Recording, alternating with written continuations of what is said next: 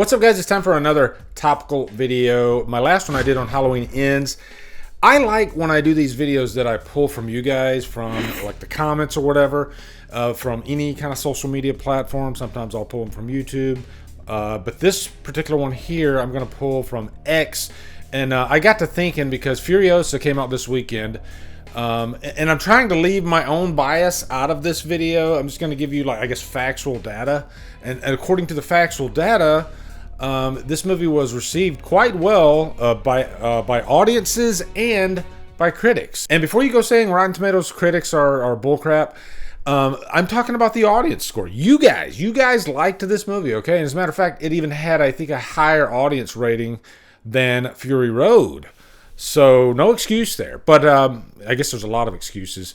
The main point of this video is not really about Furiosa, even though that is the catalyst for it. It's more about the current climate. The box office receipts have been pretty low. There's been some exceptions for sure, okay? I'm not saying that every movie bombs, no. But movies that you would think would not like royally bomb like this, that has great ratings, it's Memorial Day weekend. It's a big weekend for movie theaters, and I think, you know, historically, like back in the the mid 2000s and even the 90s, when Star Wars the prequel trilogy was coming out, I think all those movies were released, correct me if I'm wrong, on Memorial Day weekend. I didn't really go doing my research on like past Memorial Day weekend as far as like major box office draws, but I do know that this is like the lowest in 30 years, and that is pretty substantial and eye-opening. So I reached out and I posted this post on X, and to my surprise, you know, and I posted this expecting to get, I don't know, maybe 20 replies. But sometimes, you know, I guess a nerve is struck and maybe people wanted to voice their opinion. You know, I think people are kind of passionate about this. They're angry for a variety of reasons at Hollywood and you know, the nature of the box office in general and the current movie climate. But yeah, 90,000 people viewed this post that I put.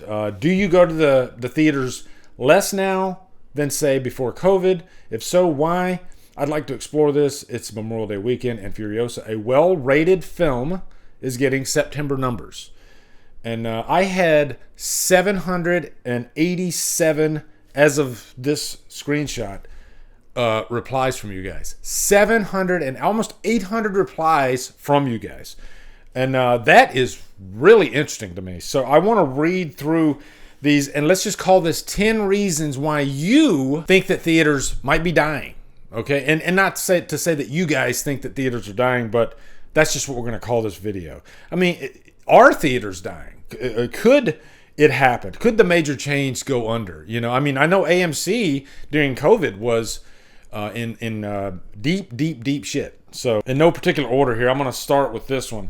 And this one's from Chris Seipert. He says, yes, because prices are nuts. The facilities are deteriorating. The customer service has completely collapsed. I went yesterday to watch this movie. It was fine, maybe a third as good as Fury Road. That's an opinion on the movie. And I found myself wondering how much time was left on multiple occasions. And the reason I wanted to mention this particular one was, I guess, sort of like the movie theater experience as far as like time.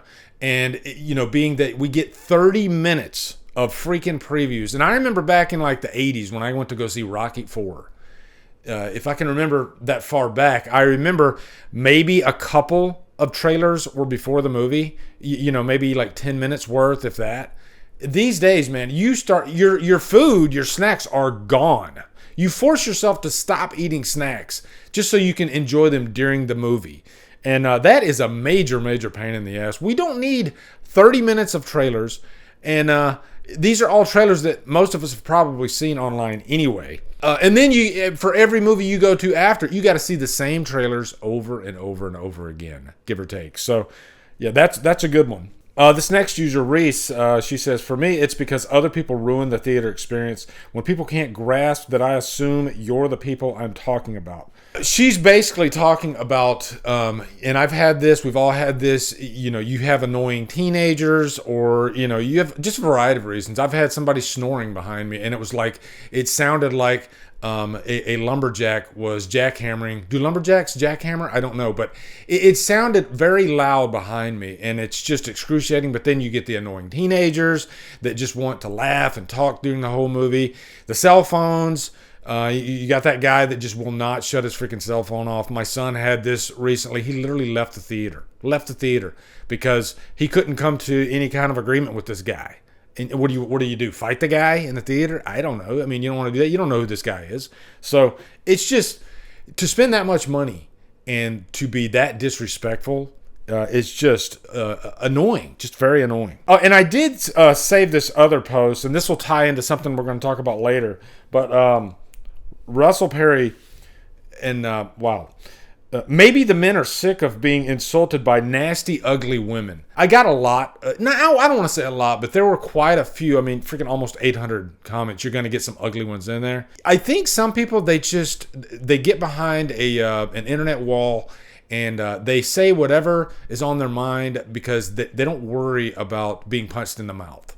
And if you say that to somebody face to face in that manner, and there's a grain of truth in what he's saying in that, but he would never say that to anybody's face.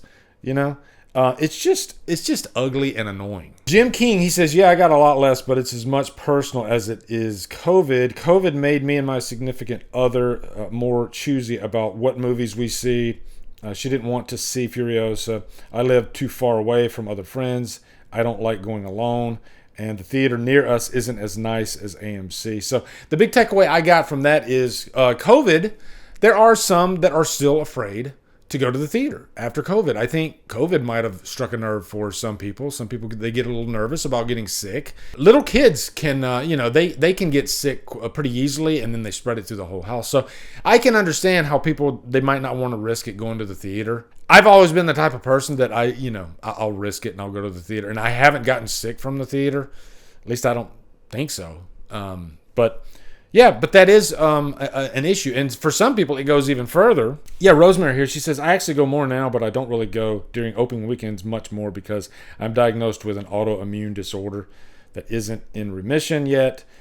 So I tend to go at times the theater won't be as crowded as I still am risk. And I think, you could talk about the, that rare disorder. And I know most of us might not have that stuff, but some people, they just don't want to go opening weekend because it's too crowded, and then there's more of a chance of getting sick, so they'll wait until maybe they're the only ones in the theater, because studios, they depend on that opening weekend, right? That opening weekend can make or break a movie. If it's not number one, then it could nosedive. It does happen. Now, this, I think, is one of the big ones here. Chris O'Neill, he says, we still go as much as before. Most people aren't going, most likely because they stream these films too quickly, or they announce a 4K release before the film is released in theaters.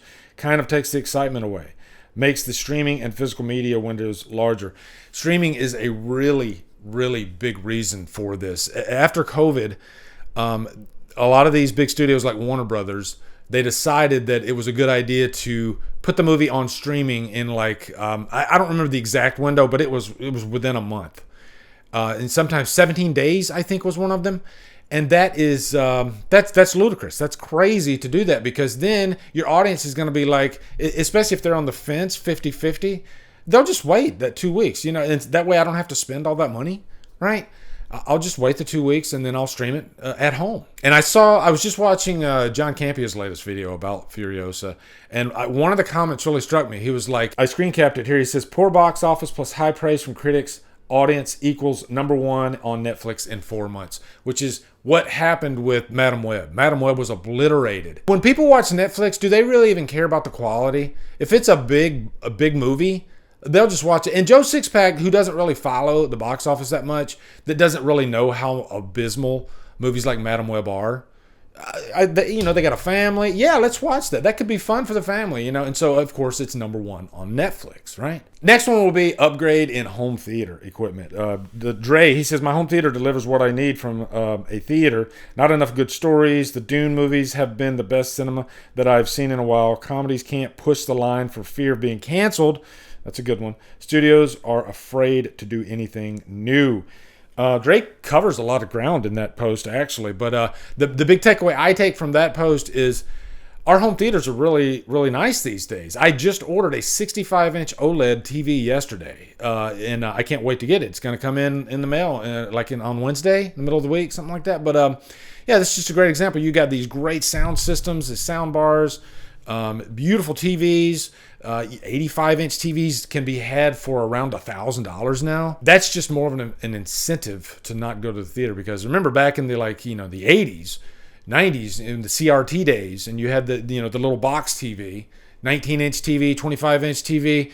That's not really much of an experience. It's more of an occurrence, right? I watched a movie. Now, watching movies at home is an experience. Back then, the theater was the experience. Yeah, having a nice home theater. I saw quite a few people mentioning this. I don't feel the need to go.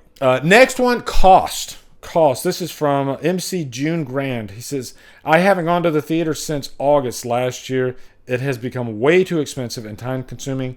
For clarification, the closest theater to my house is 50-minute drive, so I also have to take that into consideration. I don't know the exact figures, but I know that unless you go on like a bargain night or something like that, if you go on opening weekend, you're probably going to spend close to $20 a ticket. And we haven't even gotten snacks yet.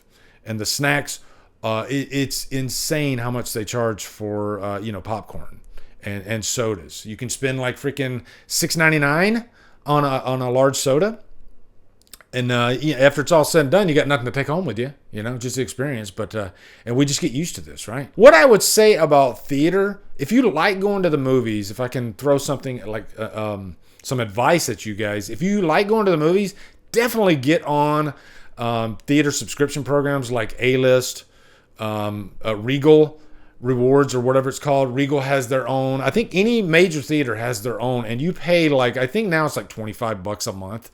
But that's pretty much maybe a little bit more than one ticket. So if you go twice, you've already paid for it. And you can usually go, depending on the program, 3 times a week. So, and I used to do that. I used to have Regal Rewards, and I was Movie Pass. I did Movie Pass for a little bit. I weighed my options. So yeah, I highly recommend, if you want to go to the movie theater and save money, definitely jump on those. Okay, so here we go. This is a big one that I saw quite a bit. And again, I'm leaving my own personal bias opinion out of this. This is what a lot of you guys are saying. We are sick of the message. I started a horror movie last night. One of the few male characters was trans or something. It took me completely out of the movie. Every scene, I just thought, I'm supposed to buy that. This person is a boy. And I've done videos on woke, and I've done videos on I guess my barometer as far as diversity goes, and I have my own opinions about that. If it takes me out of the movie, then I don't want it. I don't like characters being replaced for the sake of diversity if it takes away from the core concept of the character. I think you know what I mean there. Furiosa, on the other hand, I think is perfectly fine. This is the story of that character, but I saw so many comments about girl boss. I think people they're sick of strong women in movies, and again, this is not my opinion. Strong women in movies, that's been there forever. In the 80s, especially, there were a lot of strong women in movies. So I don't have a problem with strong women in movies. I didn't have a problem with Furiosa. That is the character. Was I mad that Mad Max wasn't the main character? No, not at all, actually, because she had already been established in the last movie. She was easily one of the best characters of the movie. So do I mind her being in the movie? No, but I think there have been cases in the past of other movies that might have went a little bit too far. Maybe the female character didn't really earn the position that she was in, or male character. I think this just comes down to characters in general, and you want those characters to earn who they are, right? Not just female. A lot of people have been burned on that front, but also I think politics, and I think this is a fault of Hollywood as well as the audience. Some people, they take politics to heart so much. It's their life. They wake up thinking about politics. And of course, that's going to spread into their enjoyment of a movie. If anything strikes a nerve politically to them in the movie, even though it might not be political, but they will find that element in there. And I'm just speaking hypothetically. Of course, there are movies that do push messages and agendas a little bit too much, sometimes a lot too much. So I guess you got to find that balance. At the end of the day, personally, I just want to be entertained when I go to a movie. I don't want to be preached at unless the movie is about that. That's my big thing. And I can tell when a movie starts veering, like Black Christmas 2019, when I was like, what am I watching here? What are they doing? Where's Billy? I don't like that shit. It did annoy me. But then there's other occasions where I don't mind characters in movies that others seem to have a problem with, and I guess it's all personal opinion. But if you've been burned too many times, then you might not give a movie like Furiosa a chance just because it has a strong female. Next one would be, I'll call it like the post-Endgame situation here. This is T. Wade. Says, yes, especially after Endgame, I made a few exceptions. Oppenheimer, Spider-Verse, Teenage Mutant Ninja Turtles. In my opinion, it feels to me studios are more interested profits rather than art. Series and movies on all these streaming services have also left me feeling the same way. Just talking about the MCU and Marvel in general, I think they reached their plateau, their peak with Endgame. And I think people felt that when they watched that movie. And I feel like they didn't really care to know more of the story after Endgame. Yeah, they might go watch it, but the stakes were gone. Everything came to a head in Endgame. And so after that, it seems like Marvel didn't protect their property after Endgame and reintroduce some new stakes. Instead, they were kind of all over the place with their stories. And then you had them putting out, their own television series. They were kind of diluting the market, and they were really hurting their brand. This is a good one. Terrence Donahoe. The rinse and repeat genre is killing the theater. Endless interpretations of prior films or turning nostalgic TV shows into movies was stale 20 years ago. There's so much content that is ignored for the tried and true formula that I'd rather just read a book. And I can offer two points on that. The constant remakes and sequels, and not, you could have an original property, but it's pretty much the same story that's already been told before. That's what he's talking about. And there's no new cultural phenomenon or event film to look forward to. I was just talking about Endgame, how that's after that was over. What now? So Lord of the Rings, that's done. Star Wars, yeah, right. Where's that next big event film, that we're looking for? I think Dune has a chance to stay profitable because Dune 2 was phenomenal. There's not too many, big properties out there that we're looking forward to. And they're trying to regurgitate over and like they're talking about doing another Lord of the Rings, and who cares? They just had Rings of Power, which was horrible. So does that really make us look forward to a Gollum story? No. So I totally get his point there. Now, he did mention about Hollywood not giving original stories a chance. I think it does, but they fail. That's the problem. There's tons of original horror movies that come out and they just bomb at the box office. It happens over and over and over again, and then Hollywood's like, we're trying to give you what you want, but you need to go see it, right? So, and I will say this right now, because there's people that say that there's no good movies these days. Yes, there are, especially if you're a horror fan. This year, I think it's been fantastic for horror. First Omen, Immaculate, Infested, and I could give you, so many other movies that are just phenomenal this year that I've loved. So yeah, that's my list. This was a long video, but I kind of wanted to just cover what's going on with the box office. I guess to quickly recap, I think it's just the regurgitation. I think it's people are getting fed up with political messages, making things political in movies. I think it's the experience dealing with annoying asshole theater goers. It's the cost, it's the price. All these factors come together, and people, they don't want to deal with it. They want to stay home and they want to watch it on their nice home theaters. And the last one was streaming. Streaming is such a big one. I think there's too much content out there available now for streaming, and it's hard to keep up with all of it. And then you'll see a movie's coming out this weekend, but oh shit, I got to catch up on this, and this, right? So I'll just wait for what's coming out this weekend. I'll wait until like it comes on streaming, because back in the past you would say I'll wait a month and then go see it in the theater. Like I saw Independence Day back in 1996. I came home from deployment, so I didn't get to see it opening weekend. I saw that movie 3 months later and it was still in the theater. There's no way in hell that would ever happen now. So anyway, guys, I want to hear your thoughts on this in the comments. Do you think the movie theaters are in trouble? I think they're going to be around for a few more years for sure. And hopefully they find a way to regain traction, I guess. But yeah, I'm really curious to see what you guys think. So anyway, guys, yeah, that's my topical discussion for today. Take care of each other. Love you guys. Mwah.